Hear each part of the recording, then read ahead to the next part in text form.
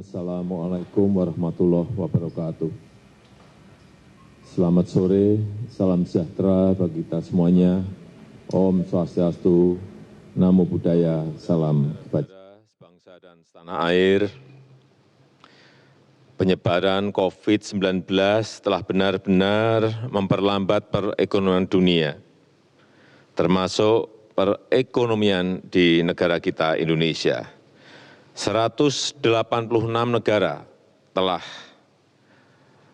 terpapar virus corona. Pemerintah terus bekerja keras untuk mengantisipasi hal ini, untuk mempertahankan daya beli masyarakat, untuk mengurangi risiko PHK, dan mempertahankan produktivitas ekonomi, produktivitas masyarakat di seluruh wilayah tanah air Indonesia. Pada kesempatan ini, saya hanya akan berfokus pada kebijakan bantuan-bantuan yang disediakan oleh pemerintah, langsung kepada masyarakat untuk mempertahankan daya beli masyarakat. Pertama, saya telah perintahkan kepada semua menteri, gubernur, bupati, dan wali kota agar memangkas rencana belanja yang tidak prioritas di APBN maupun di APBD.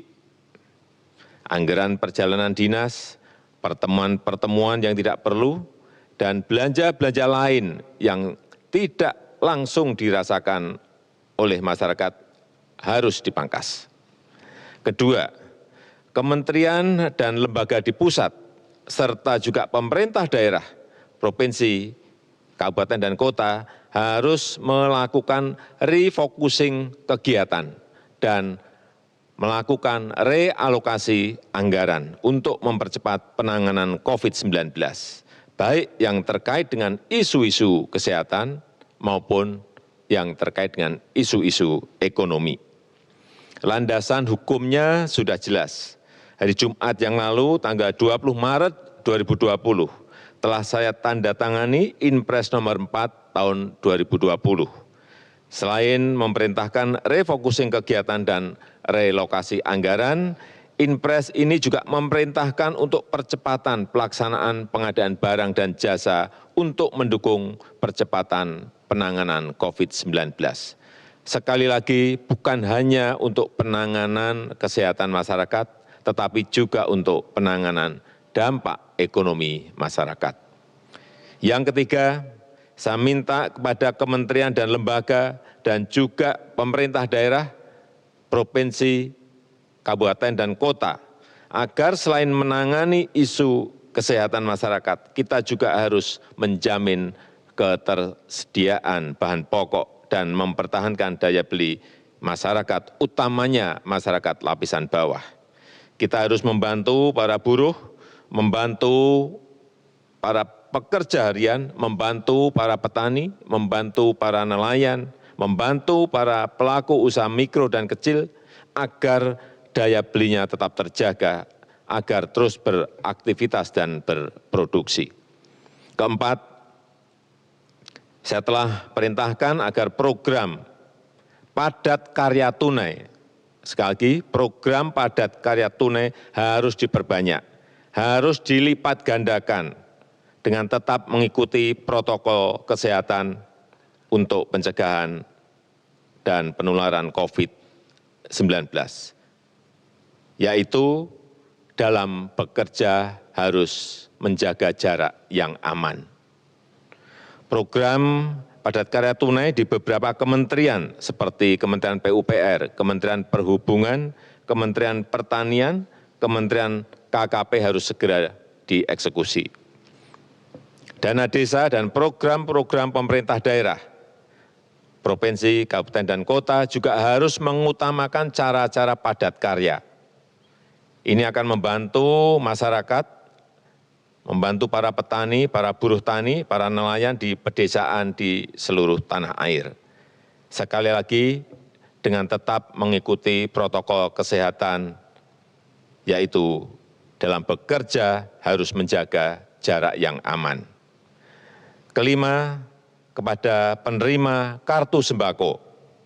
Pemerintah memberikan tambahan sebesar 50.000 per keluarga penerima, sehingga menjadi 200.000 per keluarga penerima yang akan diberikan selama 6 bulan. Anggaran yang dialokasikan adalah sebesar 4,56 triliun rupiah. Yang keenam, kepada calon penerima kartu prakerja, pemerintah akan mempercepat implementasi kartu prakerja, sekaligus untuk mengantisipasi para pekerja yang terkena PHK, para pekerja harian yang kehilangan penghasilan, para pengusaha mikro yang kehilangan pasar dan omset, agar dapat meningkatkan kompetensi dan kualitas SDM-nya. Alokasi anggaran yang disediakan di dalam kartu prakerja ini adalah sebesar 10 triliun. Sehingga nanti setiap peserta kartu prakerja akan diberikan honor insentif 1 juta per bulan selama 3 sampai 4 bulan. Yang ketujuh, untuk membantu daya beli pekerja di sektor industri pengolahan, pemerintah akan membayar PPh pasal 21 yang selama ini dibayar sendiri oleh para pekerja, dalam rangka memberikan tambahan penghasilan kepada pekerja di industri pengolahan. Alokasi anggaran yang disediakan sebesar 8,6 triliun rupiah. Kedelapan, kepada para pelaku UMKM, OJK, Otoritas Jasa Keuangan, akan memberikan relaksasi kredit UMKM untuk nilai kredit di bawah 10 miliar untuk tujuan usaha, baik itu kredit yang diberikan oleh perbankan maupun oleh industri keuangan non-bank. Asalkan digunakan untuk usaha, akan diberikan penurunan bunga dan penundaan cicilan sampai 1 tahun. Oleh karena itu, kepada tukang ojek, kepada supir taksi yang sedang kredit kendaraan bermotor dan kredit mobil, nelayan yang sedang kredit perahu tidak perlu khawatir, pembayaran bunga dan angsuran diberikan kelonggaran 1 tahun. Dan pihak perbankan maupun industri keuangan non-bank dilarang mengejar-ngejar angsuran, apalagi menggunakan jasa penagihan atau debt collector. Itu dilarang, dan saya minta kepolisian mencatat hal ini. Kesembilan, kepada masyarakat berpenghasilan rendah yang sedang melakukan kredit kepemilikan rumah bersubsidi, pemerintah juga memberikan 2 stimulus, yaitu pemerintah memberikan subsidi selisih bunga selama 10 tahun. Jika bunga di atas 5%, maka selisih besaran bunganya akan dibayar pemerintah. Pemerintah juga memberikan subsidi bantuan uang muka bagi yang akan mengambil kredit rumah bersubsidi. Anggaran yang disiapkan 1,5 triliun rupiah. Saya mengajak seluruh jajaran pemerintah, baik di pusat maupun di daerah, sampai ke level kelurahan dan desa, untuk selalu tanggap terhadap situasi kesehatan dan kondisi ekonomi masyarakat. Kita harus kerja keras, kita harus bersatu dan bergotong royong menghadapi tantangan ini.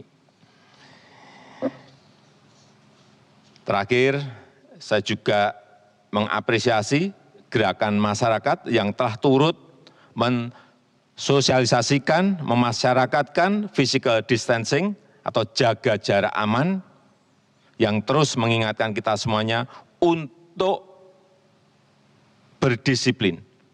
Karena hanya dengan kedisiplinan yang kuat, kita dapat mencegah penyebaran COVID-19. Percayalah, kita bangsa besar, kita bangsa petarung, bangsa berjuang. Insya Allah kita bisa, insya Allah kita mampu dalam menghadapi tantangan global yang berat sekarang ini. Terima kasih, saya tutup. Wassalamualaikum warahmatullahi wabarakatuh.